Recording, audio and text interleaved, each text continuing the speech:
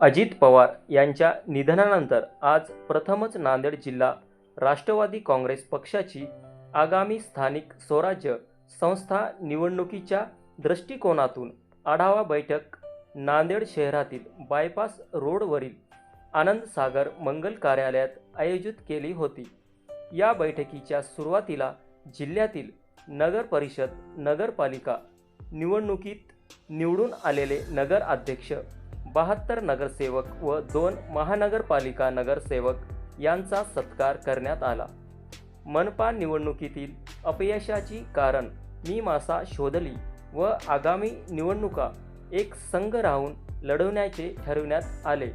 दादा गेल्याची पोकळी भरून निघणारी नसली तरी सुनेत्रा वहिनीच्या नेतृत्वात राज्यातील राष्ट्रवादी जोमाने कामाला लागली आहे। लोकनेते अजितदादा पवारसाहेब झाल्याच्या नंतर अतिशय सर्व पदाधिकारी सर्व कार्यकर्ते दुःखामध्ये होते आणि कार्यकर्त्यांची भावना होती की आपण त्या निमित्तानं एकत्र जमलं पाहिजे। म्हणून आमच्या जिल्हाध्यक्षांनी बैठक या ठिकाणी बोलवली। आपण बघितलं की दादांना त्यांच्या पावन स्मृतीला अभिवादन करून आम्ही बैठकीची सुरुवात केली। आमचे काही निवडून आलेले नगरपालिकेतले 72 आणि महापालिकेतले 2 74 नगरसेवक नगराध्यक्ष त्याच्यामध्ये स्वीकृत सदस्य या सर्वांचा एक त्यानिमित्ताने सन्मानही केला। नगरपालिकेत महापालिकेत झालेल्या पराभवाची कारण मीमांसा शोधली।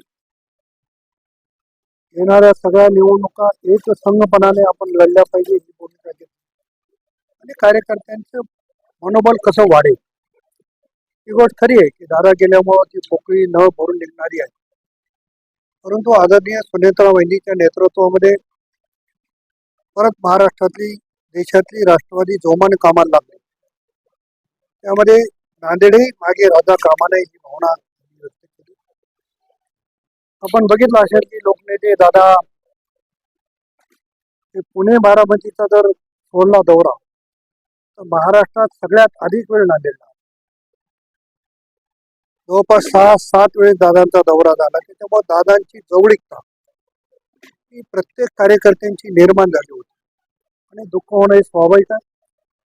झालेलं दुःख विसरून राष्ट्रवादी काँग्रेस वाढविण्याच्या संदर्भातला संकल्प आम्ही सर्व